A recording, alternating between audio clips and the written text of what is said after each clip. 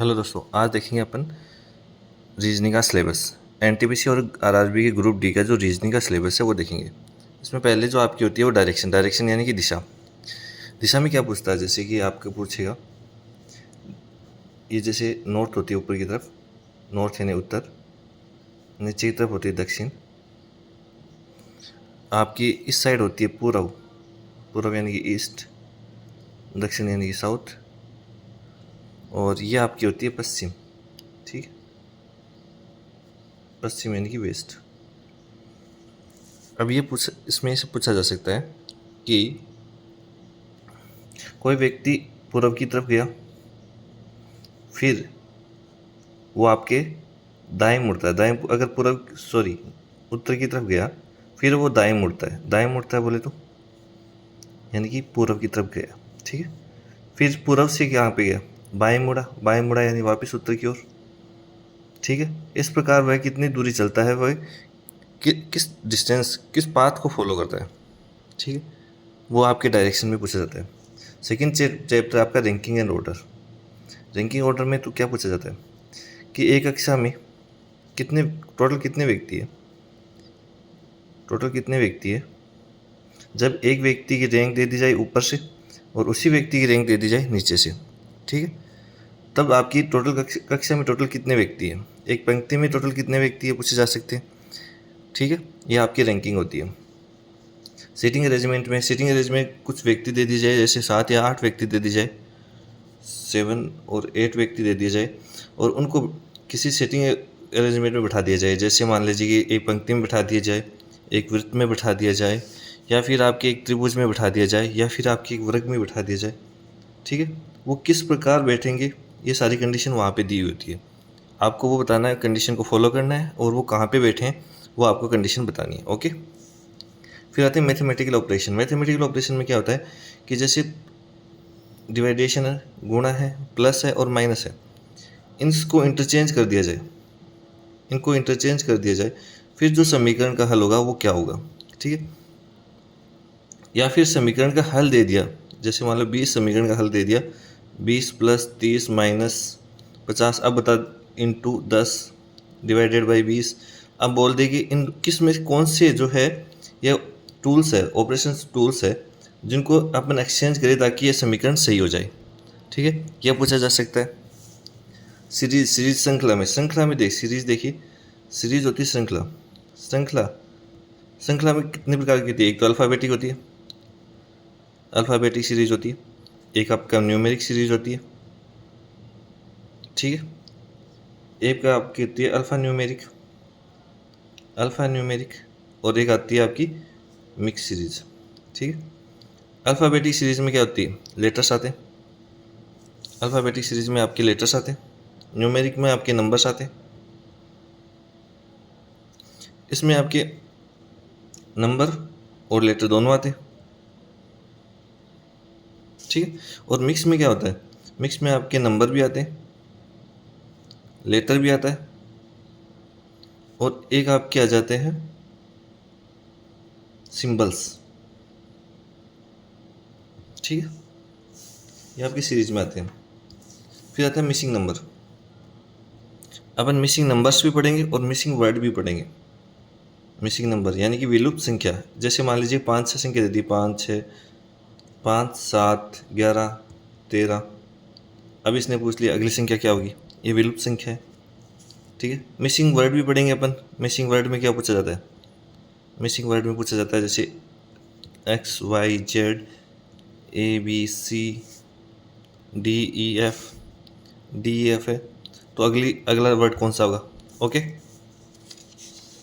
फिर आपका Venn diagram आता है, वेन निरूपण। सातवां आपका है वेन डायग्राम यानी कि वेन निरूपण।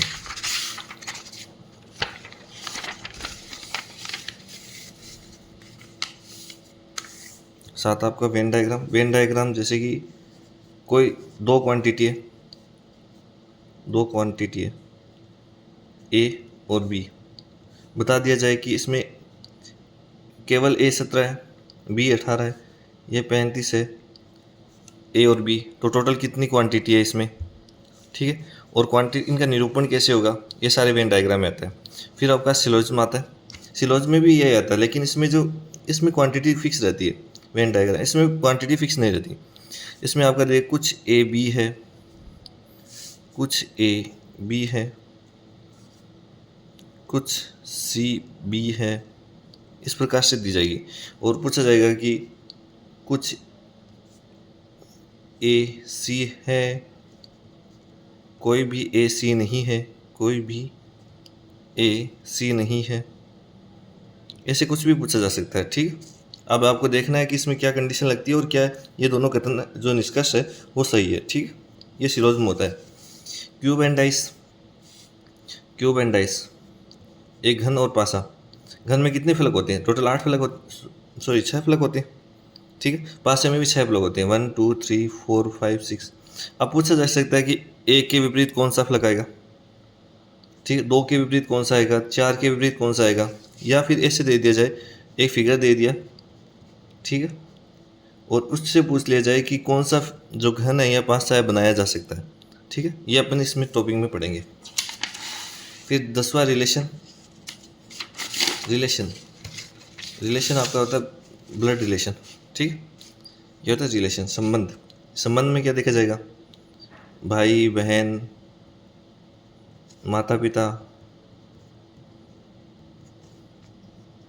चाचा चाची, मामा मामी, चाचा चाची, मामा मामी आदि का संबंध देखा जाएगा। ठीक है, मामा मामी आदि का संबंध देखा जाएगा।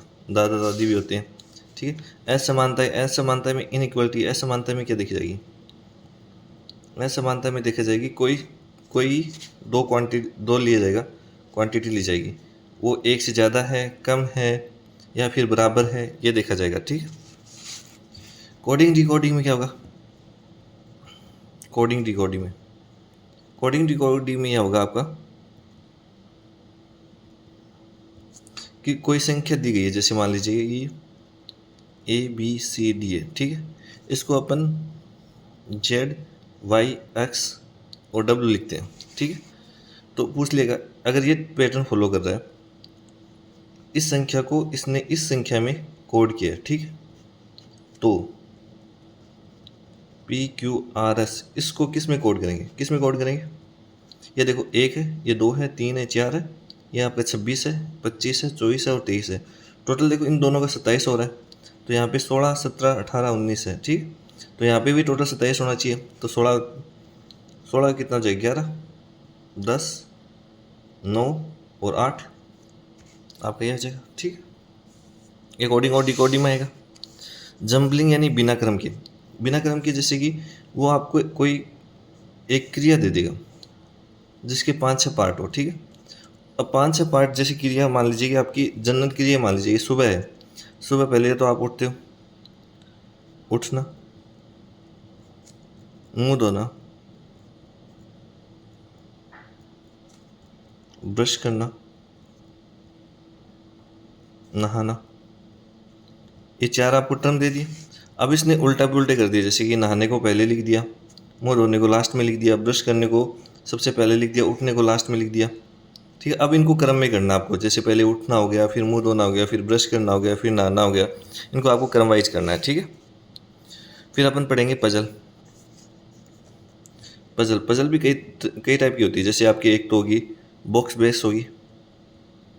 ठीक है, एक आपकी हो गई मंजिल बेस, ये आपकी होगी डे बेस, एक आपकी हो जाएगी मंथ बेस, और एक आपकी हो जाएगी ईयर बेस। ठीक है, ये आपकी पजल्स हो जाएंगे।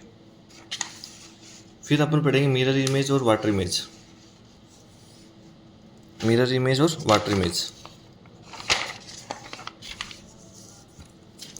मिरर इमेज में क्या पढ़ेंगे? दर्पण चित्र और जल चित्र। दर्पण चित्र में यानी कि अगर ये कोई भी चीज़ है, जैसे मान लीजिए ABCD है। ठीक है, इसको मैं एक दर्पण इमेज के पास रखता हूँ, तो जो यहाँ पे जो इसका प्रतिबिंब है वो क्या दिखाएगा? पहले D दिखाएगा, फिर C दिखाएगा, फिर BA दिखाएगा। ठीक, इस प्रकार दिखाएगा। ठीक है, वो पढ़ेंगे अपन। ठीक है, किस प्रकार दिखेगा। वाटर इमेज में क्या होगा? वाटर इमेज में जो दर्पण है वो आपकी बार नीचे रख दिया जाएगा। ठीक है, तो अब कैसे दिखेगा? A उल्टा हो जाएगा, B ऐसे रह जाएगा, C उल्टा हो जाएगा, D ऐसे हो जाएगा। ठीक है, फिर कटिंग पेपर है, कोई पेपर है, उसको फोल्ड कर दिया जाए, फोल्ड कर दिया, ऐसे फोल्ड कर दिया, इस प्रकार फोल्ड किया है, और फिर यहाँ से 2 काट दिए तो कैसे बनेगा।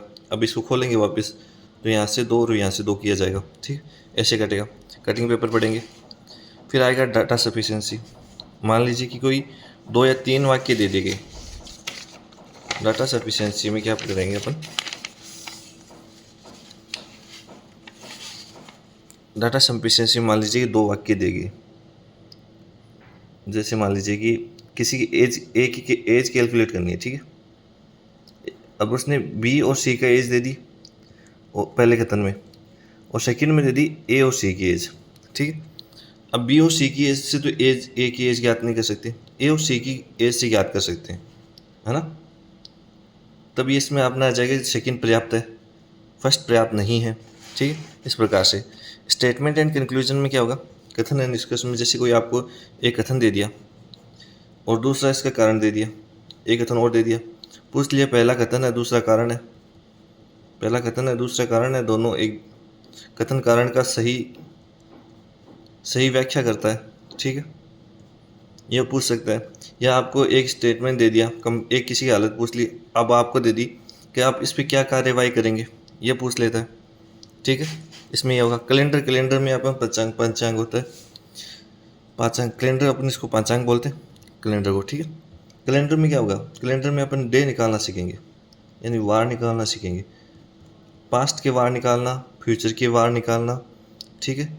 अभी जो करंट में चल रहा है उसके वार निकालना। अगर मान लीजिए कि कोई उसने दे दिया कि इमेजिनरी वॉर दे दिया, जैसे अभी तो अपन जो पढ़ेंगे वो आपके वास्तविक होगा, वास्तविक यानी कि जो अभी चल रहा है। जैसे आज सोमवार है तो 10 दिन बाद में क्या होगा, ठीक है, वो वास्तविक हो जाएगा। एक इमेजिनरी होता है यानी कि आभासी कैसे पूछा जाता है, उसने बोल दिया मान लीजिए आज रविवार है, जबकि आज तो शुक्रवार है, ठीक है। उसने बोल दिया कि आज रविवार है तो 10 दिन बाद क्या होगा, तो ये आभासी होगा, तो ये निकालना सीखेंगे अपन, ठीक है।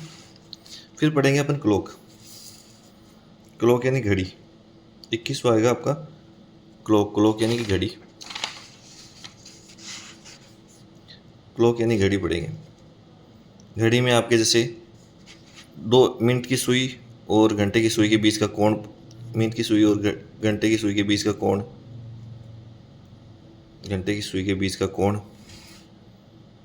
कोण कोण निकालना, 0 डिग्री कोण, 180 डिग्री और 90 डिग्री, ये सारे कोण निकालना सीखेंगे, ठीक है। और एनालॉजी, फिर सॉरी ये 20वां था, 21वां एनालॉजी में अपन पढ़ेंगे समानताएं। एनालॉजी वैसे होती है 4 टाइप की होती है।